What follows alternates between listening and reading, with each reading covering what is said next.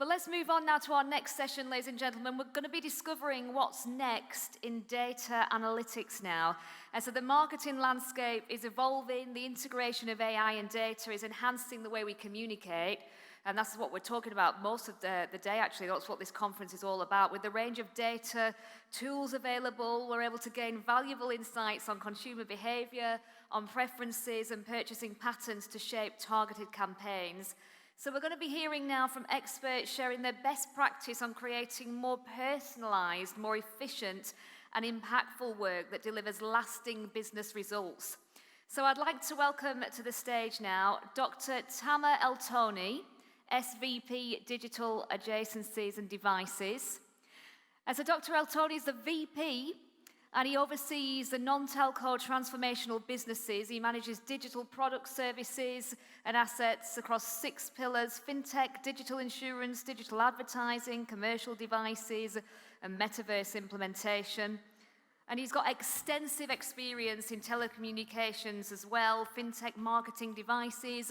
He's done it all. We're going to be hearing also from FAISAL Khan, VP Strategy and Insights.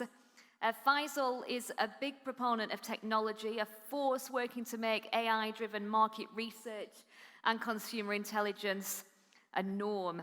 And we're going to have a really interesting conversation about this now. We're going to welcome also our moderator, MAMTA, VARERKAR, General Manager and Partner of Yellow Branding and Consultancy. So welcome to the stage, ladies and gents. MAMTA, an expert in branding, content and marketing with more than 18 years of experience here in the UAE. So over to you guys. Looking forward to this conversation. Thank you. Thank you. Hello, everyone. Great. So I have some amazing panelists today, and I've attended quite a few sessions since morning. And a lot of the conversations have been around like AI and content. And we look at it from a data analytics point of view, where we're looking more at consumer behavior and predictive analysis and looking at how to enhance the customer experience from a data analytics point of view. So my first question is to Dr. TAMER. So how can AI enhance the accuracy and efficiency of data analytics compared to usual traditional methods? Thank you so much for the question. I think I enjoyed the last session, the debate around influencers and whether a human or an AI, which is better. So I think in terms of an industry, what we are facing is the AI industry is going to impact the global economy with something around $16 trillion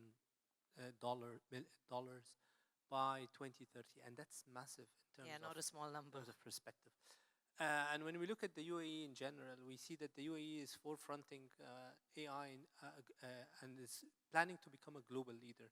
So the UAE was the first to announce an AI minister in 2017. And this shows us how the vision was at that point of time, where AI is going to become something. So this is a spot on from the country level.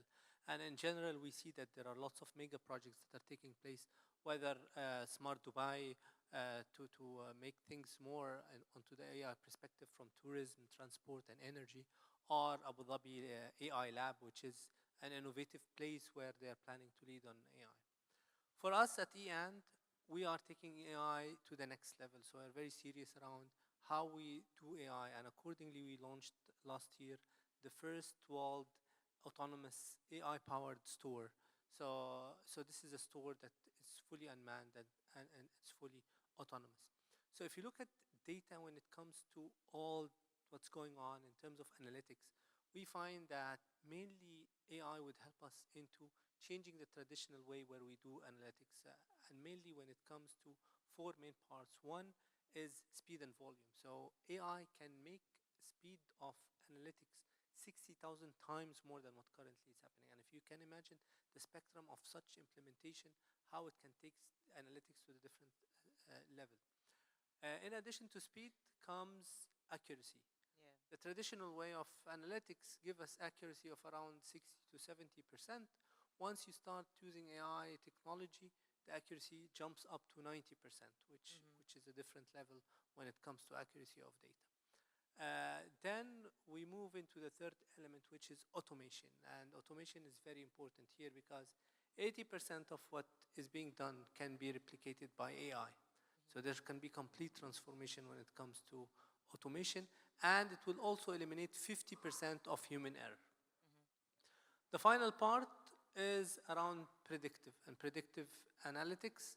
AI takes it to a different level altogether because it helps into deep learning, into coming with different results and completely different spectrum. Great. And you mentioned about the autonomous store. I believe you have two, right? Yeah, we have two. One Very is in the exciting. Kifaf building, and I would urge anybody to come and visit us. And the other one is in Dubai Mall. I'll definitely go. And it is one of a kind of experience from the minute you get into the gates up to the minute that you do the transaction. And it has sensors all over the place. So whenever you pick up an item, automatically it gets into the shopping cart. And in addition to this is that we have a very cool machine that does trade-in. So you can bring your old handset, put it into the machine. It will automatically scan the device, left, right, and center, and accordingly give you a price and takes in the device. So it's a full autonomous trade-in machine. Amazing. Yeah, it's interesting.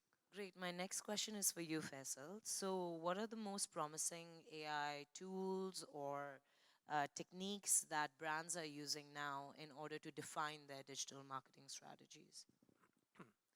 So like we all know that a lot of budgets of organizations are moving from mass media spends, which was TV communication, etc., to adult digital spends, digital marketing essentially, which includes your advertisements, campaigns. The last session was influencer marketing. So a lot of budgets are being transitioned there. But a lot of strategy that's being developed right now, it's based on either past knowledge, hypothesis, instinct, assumptions. It's not very data driven, and that's where these tools, techniques in today's day and age become very relevant. And I'll talk about a few of them maybe which are relevant to the audience here. Like one is what we call, in one of the gentlemen in his earlier presentations also had a mention of, which is audience segmentation. So what audience segmentation essentially allows you to do is mirror your audience, your TG. So hypothetically, let's say if your TG is woman in the age band of 18 to 35 years old, you mirror that audience on the online platforms across social media platforms to understand these audience better by going into their historic profiles, what they're engaging with, who they're following, what they're following, their historic posts, what they're talking about, etc. It helps you understand them better as people. But what you do, you take that data to also form clusters, because not all women in the age band of 18 to 35 will be same. You'll have to broaden them and break them down into clusters based on certain characteristics. You can call them tribes, you can call them segments, you call them clusters, whatever the terminology is, but you build these clusters, and that is a direct input to your strategy, right from who do I invest with.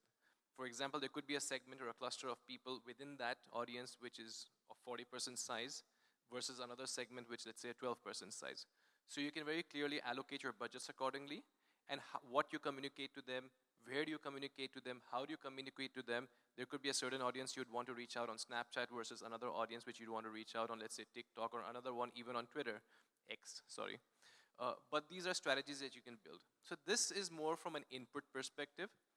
What happens later, in the last panel, they were talking also, how do you measure KPIs then? There are other techniques to measure brand health. So once you've done your strategy, use this audience segmentations as inputs to build your strategy. Once you've actually had your campaigns in place, your entire communications in place, then you even need to measure the efforts that you've put in. Are they giving me the required impact that I was set out to kind of achieve? So you kind of run out what we call as digital health metrics to measure. The lady in the past session talked about sentiment. It could be sentiment, it could be associations with my brand, but essentially what is my brand health equity?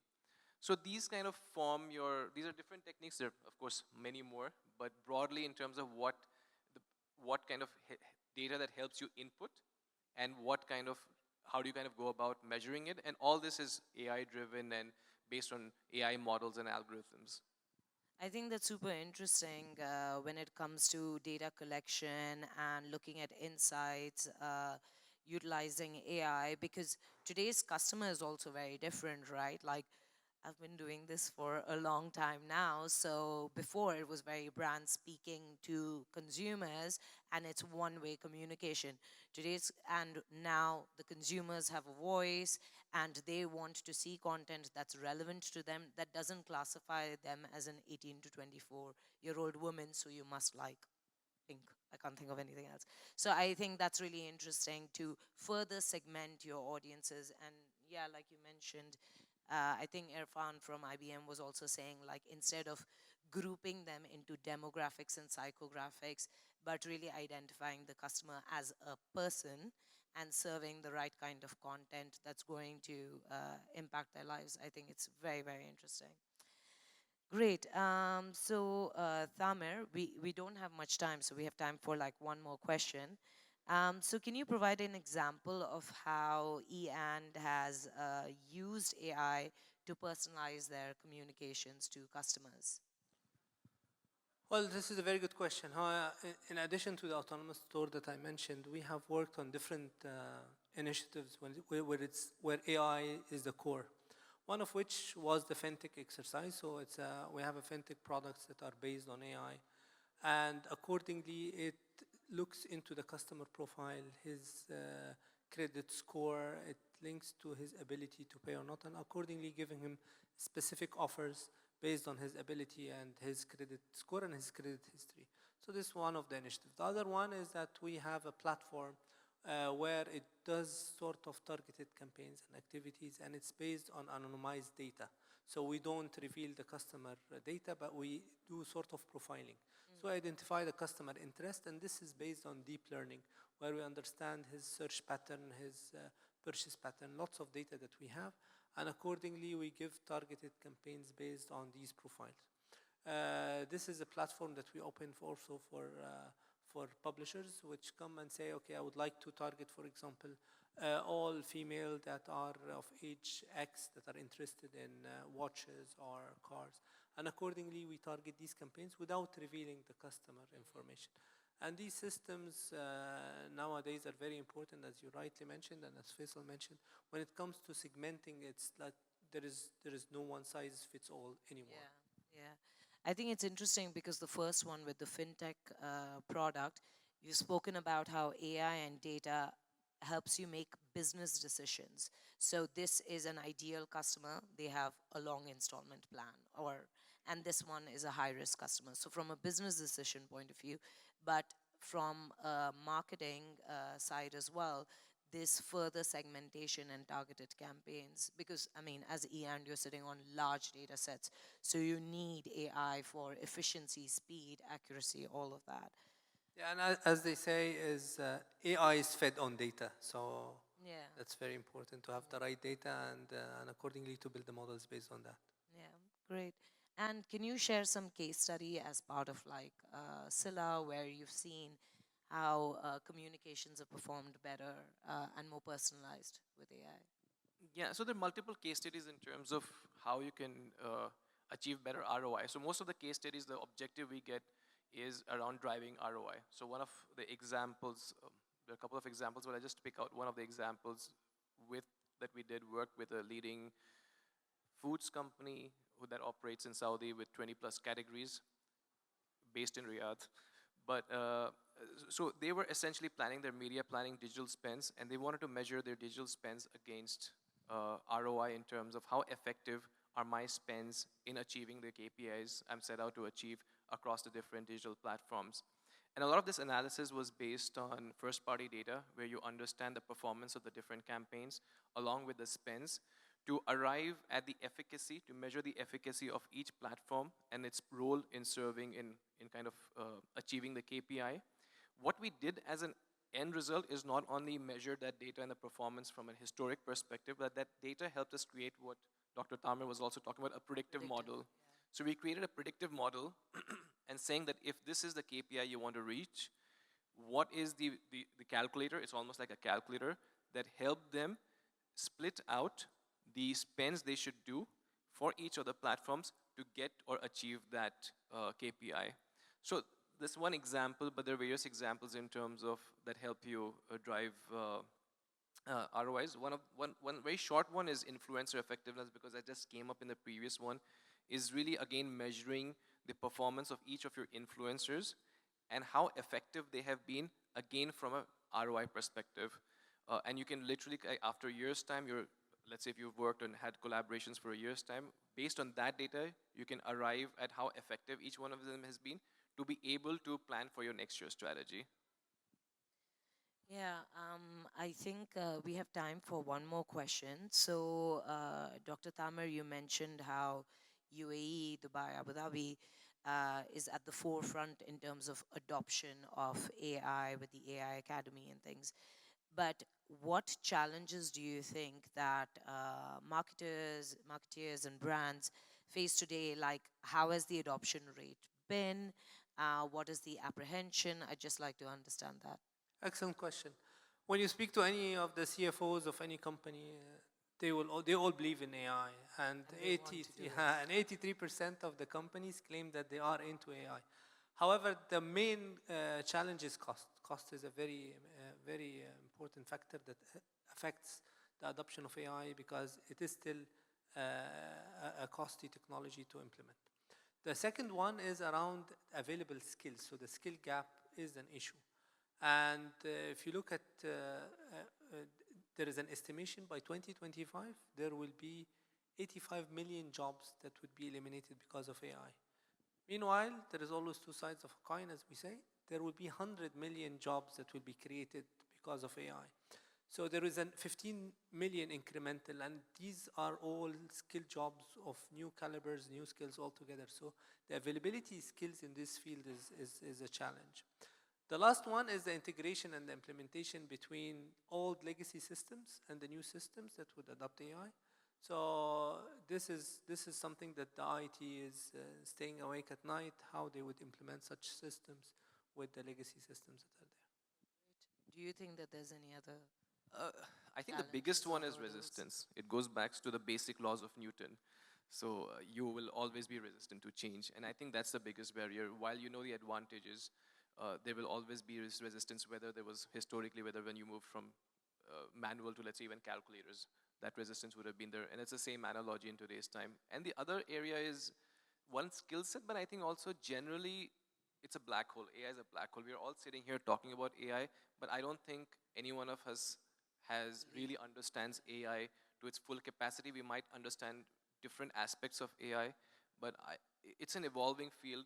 So I think just that grayness, the blackness around the whole topic of AI is also contributing to a lot of resistance that I'm not sure how to kind of take it forward. And its growth as well. I think the fact that it has grown so fast as well, I think that in general the sentiment is very much like we have to catch up, we have to implement. We don't know where to start, but we can't be left behind. But I think that the people in this room and having these conversations means that we can, take a step in convincing people to make some efforts. One very interesting thing that I heard was, in order to really implement AI as part of your processes, as part of your organization, you mentioned skill set. There's a mindset gap as well that needs to be addressed, and then the tool set as well. Once you have the skill set and mindset, it's looking at what tools are available, what tools can I build on top of to really maximize my operational efficiency, to maximize my reach as a brand in reaching, that specific customer. And it's an interesting time we live in, So, yeah, we have 3 minutes left. Are we allowed to do one more question before we're told off, or should we wrap it up? I'm looking at some face here. Okay, we have time for one more question. So you touched upon the ethics side of things as well, because you mentioned that to brands, you're looking at anonymized data and things, but they can reach the customers. So from an ethical point of view, what are things that organizations should consider, governance, security point of view, while implementing AI? Well, this is a very tough question and a very tough topic. Answer in 1 minute. The thing is, there is a very thin line between privacy and exposing data, well, especially when you are using machinery. And when it comes to corporate side, it's another concern, because whenever you try to use AI and you want to use something that is public, there is a very sensitive element to it. So you have to be very careful about how you use the data and how you use it. And this brings us to the other point, which is, would you implement things all on-prem rather than cloud so that you can guarantee the privacy level of that data? This is a dilemma that is going all across different organizations, where how we can really tackle this element. But I think the thing here is around to protect the customer privacy as much as possible, and whatever campaigns that would be done that are targeting to make sure that it is anonymized and the data is not leaked whatsoever. Yeah. Do you have anything to add to that? Data privacy, basically, like for example, when we collect, we're in the business of data and we get consumer data, we collect from socials, etc., right? I think the most important thing becomes, while we collect data at an individual level, we're extremely careful about not presenting it at an individual level. So all data is always presented, analyzed at an aggregated level, and that's the most important. We need to kind of respect the individuals, basically. Data privacy comes important. Yeah, I think individuals are also extremely sensitive, because I'll say Rolex 5 times and I'll see an ad from Rolex. So I think that it's good that, you know, privacy is a big concern for you, and like you mentioned as well. And with that, thank you very much, Faisal. very And much. thank you, Thank Dr. you. Tamer. Enjoy the call.